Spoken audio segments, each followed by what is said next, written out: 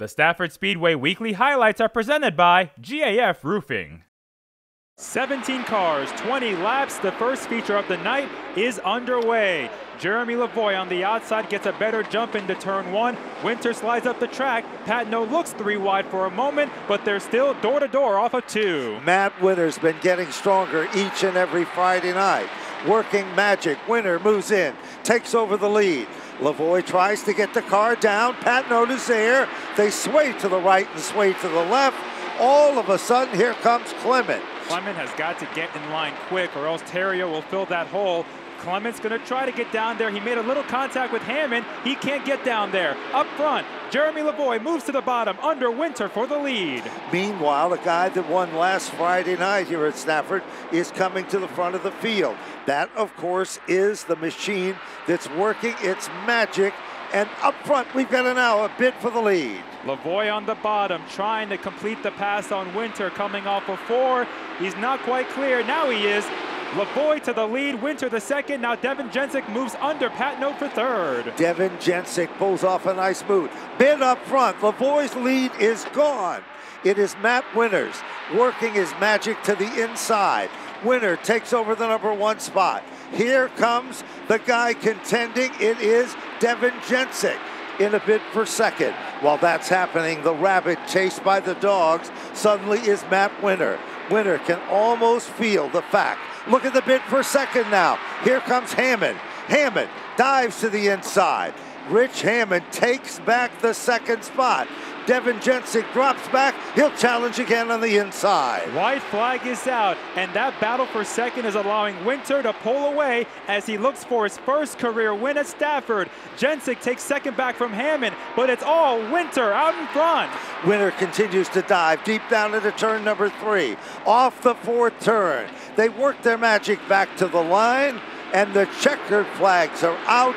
Matt Winter will take down the win. Unofficially to finish in second. Devin Jensick to finish there. 30 laps for the late models, and they're underway with Chris Meyer leading the way, but he had a bad shift. Tom Fern has the edge. Now Tom Butler goes to the bottom. They're almost 3 wide for second as they head to 2. There's no question about it. The bid is for second. Out in front and pulling away is Tom Fern. Caution is out. There is something in the outer lane of the racetrack, of debris on the racetrack, that brought out that caution. Verrecchio's the first one to the front. Myers now moves back into the 3rd spot. Trouble now. They come together off turn number 4. Somehow they all correct and they make it back to turn number 1. This works to the advantage of Tommy Fern. Myers continues to dig hard on the inside lane. Verrecchio is there. Alexander Fern, Corey Butler, and the cast that follows. That has got to be a candidate for the save of the year. I cannot believe Verrecchio hung on to that. Back up front, Corey. Whoa, Tom Butler spins in turn 2. Gamba Corder gets jacked up from behind, and PJ Zarella gets collected along with Wayne Corey Sr. Gamba Corder, the point leader, had the 4-spin right in front of him. He hit the brakes, got hit from behind. We don't know how bad the damage is. He gets the car fired back up. As they continue to go, here comes Myers, taking a peek at the inside of Tommy Fern. Fern tries to guard the spot. They come together off the turn. It is Fern, still the leader.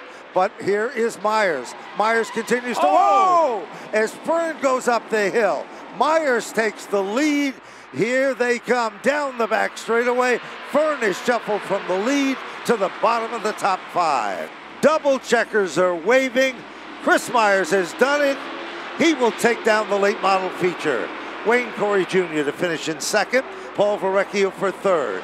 The toughest weekly division in all of short track racing, and it's underway. Chapman on the inside, Arut up top. Chapman's got the jump, he's got the lead. Now Kopech goes to the inside of Arut for second spot. Oh, trouble turn 2. RJ Marcotte spins at the back of the pack while they race on up in front.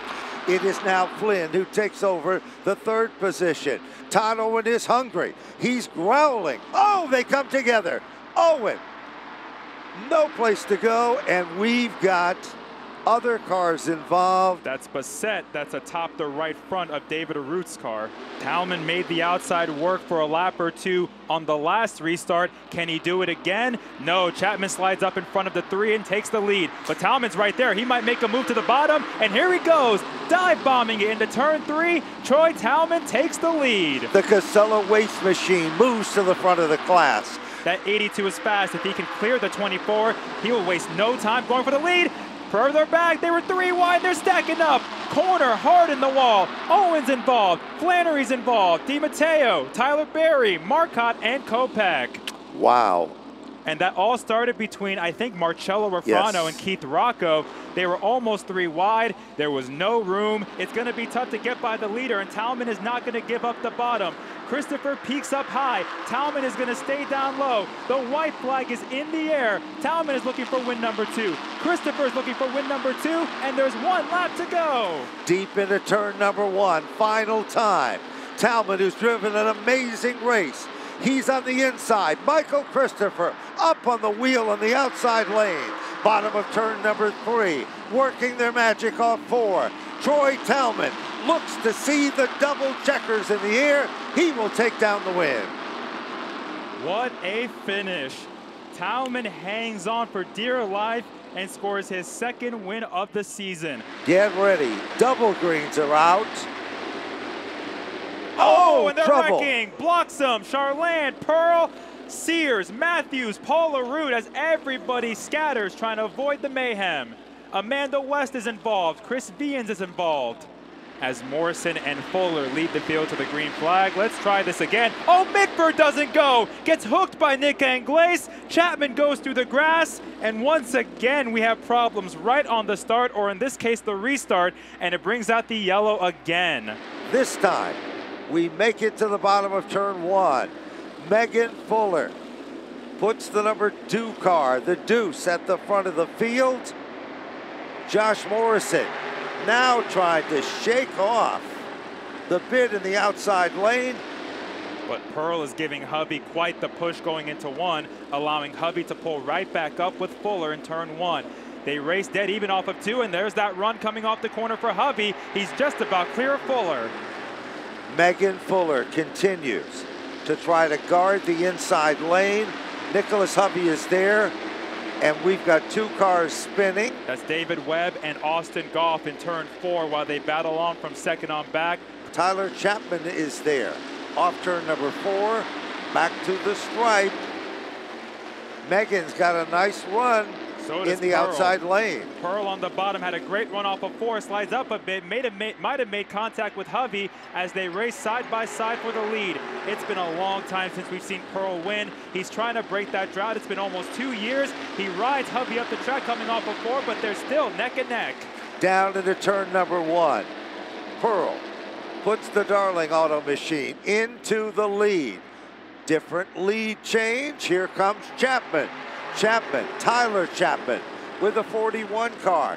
Megan Fuller still right there. Here comes Sammy Anderson, car number 21. Yeah, Sammy's done a good job holding her own in the top 5. She started up front, but so far she has stayed up there. Pearl has the lead, but the bottom has been open for Tyler Chapman, and he's going to go for the top spot. Meanwhile, keep your eyes on Brian Sullivan. He just clicked off the fastest lap of the race. 20.045. As they're side by side for the lead, Tyler Chapman is going for it on the bottom. He sent it in deep in turn 3. He's holding his own on the bottom, but there's still Nerf bar to Nerf bar coming off of 2. Down into turn number 3. Pearl still tries to hold on.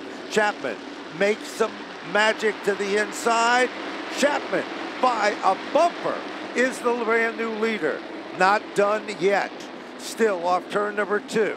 2 by 2 by 2. Caution in turn 4, Wade Gagner. Anderson falls back a spot, might fall back another as Chris Matthews takes a look at turn 1.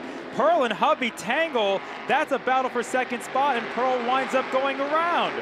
Sullivan is giving Fuller quite the push going into turn 1. Now Sullivan's going to dive to the bottom and try to get past Fuller. Racing Nerf bar to Nerf bar off of 2 for 2nd. Fuller checks up, gets hit from behind, hits the wall hard, but keeps going. And the right front is messed up on that car. She hits the wall even harder. Heartbreaking situation again for Megan Fuller. down into turn number 1. Still side by side. Brian Sullivan up in the high groove. Momentum is the story. And look out, because here comes Chris Matthews. Off the turn. Back to the stripe, almost 3 wide. They're leaning on each other hard, coming off of 4 with 2 laps to go. Sullivan on the outside has the momentum. Chapman gets a little loose. Matthews gets even looser through 1 and 2 through the speedy dry, but they're still bar to bar down the backstretch for the lead. White flag is out. No surrendering at the point. Brian Sullivan in the upper lane. Tyler Chapman in the bottom. Side by side. Final time. Turn number 1. Off turn 2. Bonza, Chapman to the advantage. Sullivan is still digging in hard. Chapman ran a little bit high to avoid the speedy dry, and it gives him the advantage. Sullivan has 1 shot on the outside, but Chapman stays in front. Tyler Chapman at the checkered flag takes his 4th win of the year by less than half a car length. Brian Sullivan will finish in 2nd. Great run for Chris Matthews in 3rd. Chris Danielchuk and Burt Willett lead the field to the green flag, and we're underway. The Midstate Site Development 30-lap feature event for the Street Stock Division. Danielchuk starts to pull away, side-by-side bid for 2nd, moving quickly into the runner-up position. Right there, it is Marvin Minkler. Burt Willett is falling back quickly on the outside, and Jason Raymond is stuck behind him with nowhere to go. Now Tyler Trott moves up to 5th. Willett checks up big time off of 2 and gets put outside of 3 wide. All of a sudden, the inside lane looked like a conga line as everyone went single file on the bottom, and it paid off. Back up front, car number 11 is coming to the front of the class, moving in. As quick, if not quicker, Travis Hydar making a move, sees daylight on the bottom. Danielchuk is there, door opens. Brand new leader emerges, 7 laps of 30 complete. It is Travis Hydar. So that battle is starting to close up as well. Out in front, heavy traffic is going to be the story. Oh, Danielchuk wheel hops in turn 3 and loses it. Goes around, everybody else moves up high except Walker. He spins into Danielchuk and the caution comes out. Caution flag comes out. Green flag is out. Travis Hydar, Waterman. Waterman is not giving Hydar much room as they come off of 2. Hydar is going to try and keep Waterman up top, but Waterman purposely backs off, gets in line, gets into Hydar in turn 3, pushes Hydar through the corner, but it does nothing. Oh, another touch. Hydar gets a little bit sideways, hangs onto it, but Waterman's looking low. Waterman tries everything, muscles his way to the bottom. They sway to the left and sway to the right. Travis Hydar pulls away by 2. Final time. Deep into turn 3. Here comes Waterman. He closes up the gap. Off turn number 4. Travis, he has done it again here at Stafford. Travis Hydar gets his 2nd 30-lap win in the last 3 years. He wins the Midstate Site Development Firecracker Street Stock 30. Ryan Waterman gave it all he had. Comes up a little bit short, finishes 2nd.